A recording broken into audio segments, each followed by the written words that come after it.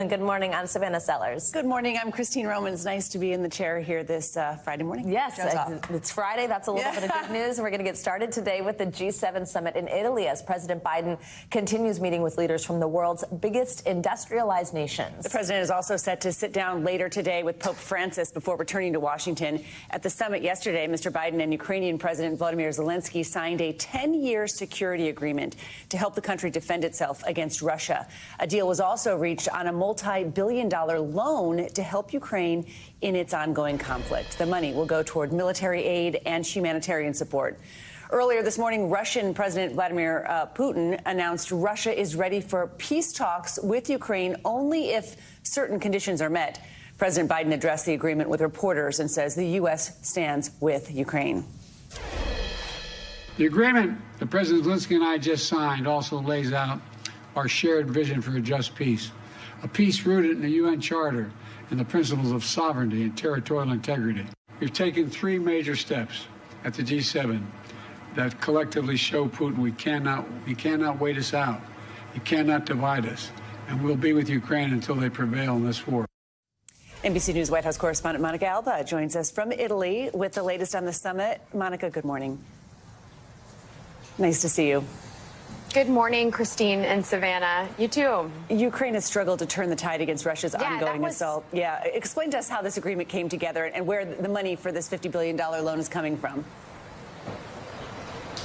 It was a huge priority for President Biden heading into this summit to get all of the G7 leaders to agree to this $50 billion loan for Ukraine that essentially is being drawn from frozen Russian assets. And there were some questions about the details and the mechanism of exactly how this would work. And really, that money is going to go to Ukraine so that they can continue their defense and they can build up more military aid. But there's also this priority for trying to rebuild some of Ukraine's very devastated areas. So there's some thinking that that could help as well. Here's a little bit more of what President Biden had to say about this very big move and the 10-year security agreement.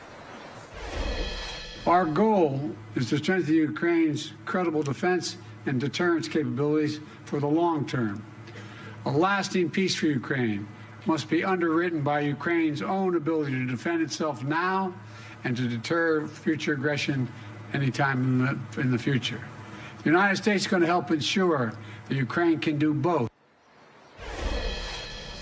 So this is an executive agreement when we're talking about this bilateral agreement between the U.S. and Ukraine. Again, it should last for a decade, but any future president could technically walk away from it and scrap it entirely. So this is also about sending a larger message on the world stage from the Biden administration that he hopes to win re-election in November and continue this, but knowing that the uncertainty of all of that is playing into what could happen in the future here as well. Monica, hanging over this international trip and these meetings with other world leaders is, of course, the president's son and what happened this week, Hunter Biden's conviction on federal gun charges. He actually did address that yesterday. Tell us about what the president said. Yeah, these were his first on-camera remarks. He had released a statement after Hunter Biden was found guilty on those felony gun charges, saying that he was proud of his son and that he loves him and that he would respect the judicial process. But for the first time yesterday here in southern Italy, he expanded on that a little bit. Take a listen to how he put it. I'm extremely proud of my son, Hunter. He has overcome an addiction. He's one of the brightest, most decent men I know, and I am satisfied that I'm not going to do anything. I said I abide by the jury decision, and I will do that, and I will not pardon him. And so he was clear there on the pardon, and then our colleague Gabe Gutierrez followed up and asked the president, would you consider commuting Hunter's sentence? And the president replied simply, no. And Monica, as we have mentioned, the president now set to meet with Pope Francis before he heads back to the U.S. What's on their agenda today?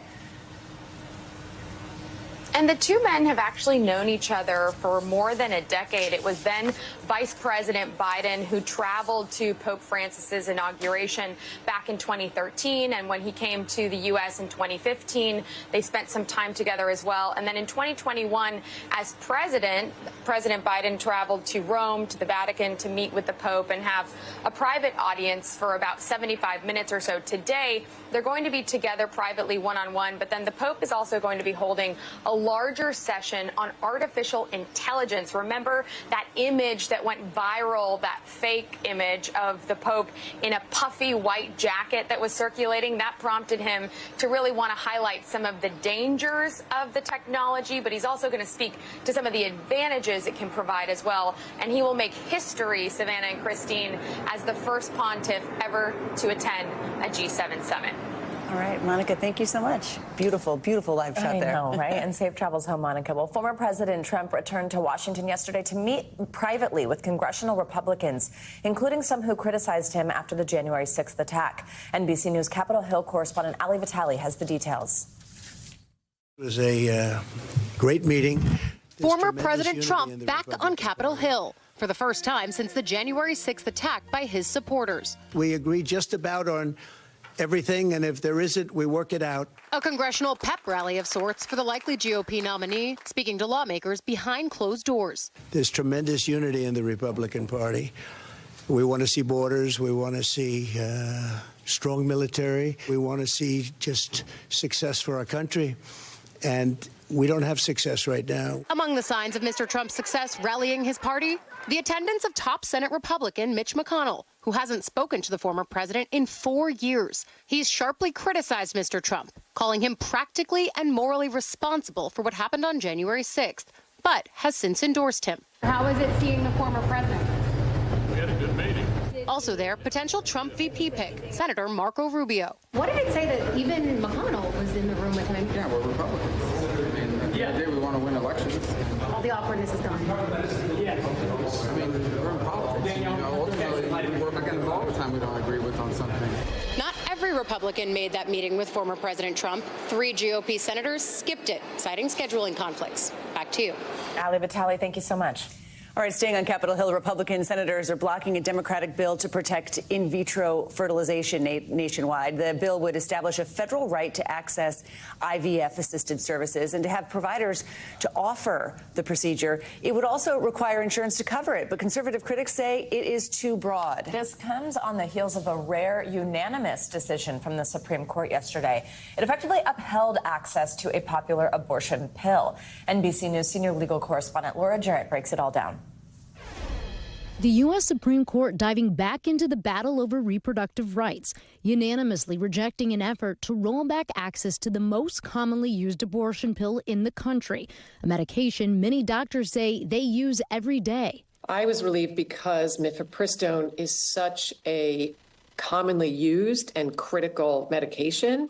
The fight over mifepristone rose to a fever pitch more than a year ago when a group of anti-abortion advocates and doctors filed suit, saying the FDA didn't do enough to evaluate the drug's safety risks. The Biden administration pointing out it was approved by the FDA as safe and effective more than 20 years ago. The justices taking no position on all that, instead finding the plaintiffs who don't prescribe or use mifepristone don't have the legal right or standing to sue. Justice Kavanaugh writing the plaintiffs want to make mifepristone more difficult for other doctors to prescribe and for pregnant women to obtain. But the desire to make the drug less available for others does not establish standing. Lawyers for those plaintiffs disappointed but not deterred. We were hoping for a different ruling from the Supreme Court, and that means that we still have work to do. Had the High Court not stepped in, access to the pill would have been limited significantly, a possibility brought into even sharper focus now that the justices have eliminated the constitutional right to an abortion, and southern states have mostly banned the procedure, prompting more women to turn to medication abortion they can receive in the mail. If the court had restricted mifepristone back to the early days of approval, where you needed to go in person, that would have been a disaster. This as Democrats try to leverage the current landscape ahead of the November election, forcing a vote to protect in vitro fertilization. Senator Tammy Duckworth had 2 children with the help of IVF. My miscarriage more painful than any wound I ever earned on the battlefield. Every woman deserves to be able to be called mama without being called a criminal. Just 2 Republicans voting in favor of the bill that would prohibit states from imposing restrictions on IVF after Alabama's highest court caused a nationwide uproar, concluding frozen embryos have the same rights as children, causing IVF clinics to temporarily shut down out of fear of lawsuits. Many in the GOP saying they support IVF, but saying a bill to protect it is overkill. There is no state in the United States of America that prohibits a woman from growing her family through IVF. And the court is still not done, with one more opinion having to do with a conflict potentially between federal law that requires a life-saving abortion and a law in Idaho which has a near total ban on the procedure. Back to you. All right, Laura, thank you for that. Well, as the clash over abortion rights intensifies across the U.S., women in some states with near total bans are growing more concerned for their reproductive freedom and their safety. NBC News senior national correspondent Stephanie Gosk spoke with one woman in Missouri who says she was scared to talk to her doctors after experiencing pain from an abortion pill. What did you feel comfortable telling the doctors in the emergency room? My name. That's it? That's it. But I just kept saying over and over, don't die, and don't say you took those pills. Love Holt had taken the abortion pill after buying it online, even though there is a total abortion ban in her home state of Missouri. Already a single mom of 5, she worried going through another pregnancy would be too hard on her family. I would have been putting myself and my children at risk for not being able to supply them with income and food and housing because my work schedule would be curbed. Moments after taking the abortion pill at home, she says she knew something was wrong. Very scary. I was bleeding out quite a bit. And I kind of knew then, like, you're going to have to probably go to the hospital. Holt eventually went to the emergency room, reluctantly. What was the fear like for you? Honestly, that I was going to be carted away from my hospital bed to a jail cell. Had they found out. Missouri's ban is one of the strictest in the country. No exceptions for rape or incest. Abortion is only legal to save the life of the mother. Can a woman be arrested for getting an abortion? Not in the state of Missouri. Republican state legislator Nick Schroer co-authored the law. Our statutes show that women in the state of Missouri will not be prosecuted. The only ones that could be held liable are the companies and the physicians that are partaking in this and basically preying upon women in these very sensitive times, I guess you could say. But Holt, who is a reverend with a doctorate in theology, says she doesn't trust the system. Her work as an activist in the black community in St. Louis showed her she is not alone. Is your story something that you hear over and over again? I'm sorry. It's okay.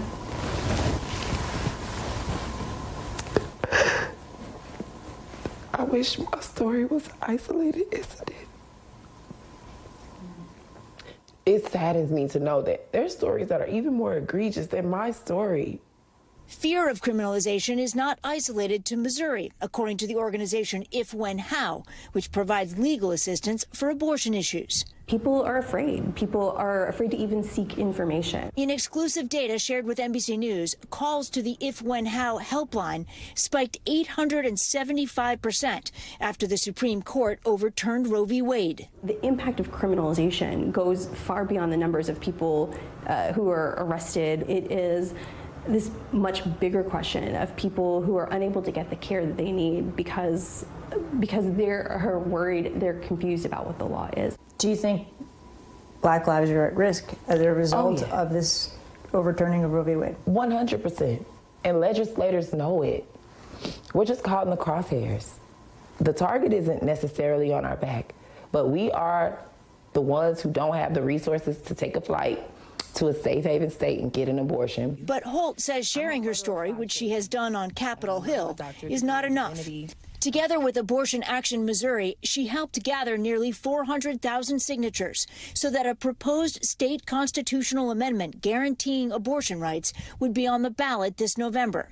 Even here, in very conservative Missouri. I think this is going to bring people to the ballot box. I think it's going to mobilize and unite communities. And most of all, it's going to erect a strong force in women like we've never seen before. Abortion rights won on the ballot in conservative states like Kansas, Ohio, and Montana. Now in November, at least 4 more states will be voting on abortion. What will you do if a majority of people in this state say, you know what, we want access to abortion? Well, you know, that's a commitment that I've had since day one, that I will stand to protect life from womb to tomb. Schroer says the fight over abortion may not be resolved in Missouri for years to come. We know what's at stake. So this is going to be like the championship games for us. We're excited to have this win that I know is coming in November. And it's going to be like the greatest pivot of all of our lives. Our thanks to Stephanie Gusk for sharing that story. All right, dangerous weather for millions of Americans from coast to coast this morning. In Arizona, firefighting crews working round the clock to contain fast-moving wildfire there that has forced evacuations and destroyed some homes. Well, in Florida, at least 2 people are dead after days of record rain have triggered life-threatening floods. NBC News correspondent Marissa Parra is live in Miami for us. Good morning. You know, after days, Marissa, days and days of rain, really. Officials there are saying it could, get worse before it gets better. What's it like now? What has officials most concerned? Hey guys, so I will point to the street behind me as an example of what has officials most concerned, because this has been like this for days now. And so this is what people are waking up to yet again, another day of a street in their neighborhood, because this is where people live. Feet of water, standing water at that, and cars that are flooded out, stalled in the middle there and having to trudge through that water, which of course is never recommended, not always safe. You don't know what's in the water, what is just below your feet as you're stepping around. But remember, this is Florida. It is low-lying, low elevation. We also have that foundation of porous limestone underneath. Poor drainage systems have already made this an area that is susceptible to flooding. So guys, the thing that is the most concerning to officials here is that the forecast says there is more rain on the way. You can see with the standing water behind me, this ground is at near zero tolerance for any more rain. You can only imagine. This was dry, of course, before the rain started. It looks like this now. So imagine it takes very little for this to get a whole lot worse, guys. So of course, everybody holding their breath to see what the next few days hold. Marissa, how are people that live there doing? What are you hearing from residents? Well, you can imagine that people who live in neighborhoods like this one are very frustrated, and they're worried about not just what the next few days bring, but what this means for the future, especially with questions on rising sea levels and more severe storms on the way with climate change. So, of course, we've spoken to people as they were trudging through the water. They had trash bags around their legs, people trying to get their stuff out, salvage what they could from inside of their homes. Here's what we heard from one homeowner nearby. This has been the worst in like 20 years. We've been here for 20 years. Through hurricanes. And we've never seen this, and through a hurricane. And I mean, I've seen like trees fall down on our property and stuff like that, and this wasn't even a hurricane, so this is like, it's a whole new level. And that illustrates the point that is being made so often here, is this is an area that is used to storms. They are used to getting a lot of rain, right? You imagine tropical depressions, tropical storms. That is no surprise to people here. But what really caught them off guard was to see the impacts of just some rainfall, of course, at historic levels. But again, it really caught a lot of people off guard here, and of course makes them nervous for what hurricane season, which just began, will bring. Oh, yeah. And what about that wildfire in Arizona, Marissa? Are crews having any luck bringing that thing under control? Right. So we talked about the homes that has claimed so far. And this is, you know, we're just talking about wildfire season heating up here. We do understand from our latest reporting at last check that is 20% contained. And even some people were able to return to their homes, guys. All right, Marissa, thank you so much for that, and stay safe. Well, let's get more coverage on the severe rain in Florida with your Morning News Now weather forecast. Meteorologist Angie Lassman joins us now. Good morning, Angie. Good morning, ladies. Unfortunately, you just heard Marissa talking about the fact that we've got more rain on the way, and we did have a bit of a break into the overnight period, so that was nice for folks to start to see a little bit of the waters receding, but we're already starting to see some of these rain showers popping up once again. So no surprise, the flood watches, they really haven't changed over the past couple of days. I don't expect them to change here even as we get into tomorrow. We'll keep these in the picture as we still are dealing with this stationary front kind of sitting across the midsection of the state of Florida and leaving us with some unsettled weather and more of that heavy rain on the way. So where are we looking at the great greatest risk. No surprise, the extreme southern portions of the peninsula is where we're going to see the best chance to see some of that flooding. But even into tomorrow, notice how the rain becomes a little more scattered, more few and far between than what we've been seeing over the past couple of days. But it doesn't really help when it comes to the flooding situation with all of those saturated soils. You heard Marissa talking about the porous limestone, the poor drainage systems in the state. And this is going to be something that we'll likely deal with into the weekend for these plans. Now, the rain will start to taper off, but either way, here's the deal today. We've got multiple rounds of that heavy rain, and this is the area that I really want you to watch for. Miami specifically is included in that, but even as far north as West Palm Beach and out towards Fort Myers, any additional rainfall has you under a slight risk for some flash flooding through the day today. Again, we'll see that become less and less as the next couple of days go on. Here's what we're expecting. The numbers not quite as impressive when it comes to additional rainfall as what we've already received, but when you get 10 to 20 inches of rain and then another 3 to 5 on top of it, of course, that likely will be problematic for folks through the weekend. So a heads up there. Meanwhile, we've got some strong storms possible across parts of the Rockies and the Northeast. Philadelphia, New York, Boston, Portland, all included in this. Chance for some strong thunderstorms to work through as we get into the later parts of today. We've got the main risk coming in as wind gusts. So 60, 65 mile per hour wind gusts, a possibility, maybe an isolated tornado, although it doesn't look all that likely. And some damaging hail is possible too. Here's the front as it gets through today, guys. We'll start to see that wrapping up as we get into tomorrow and looking at better conditions on the way for folks Saturday. I think I saw my neighborhood on that map. We're going to have some bad weather here, is that what you're saying? Okay. You did see that. Noted. Angie Lastman, thank you so much. Sometimes she'll give you a nice day in your neighborhood. Tomorrow. Yeah. Thanks, Good. Angie. Thanks. Thanks for watching. Stay updated about breaking news and top stories on the NBC News app or follow us on social media.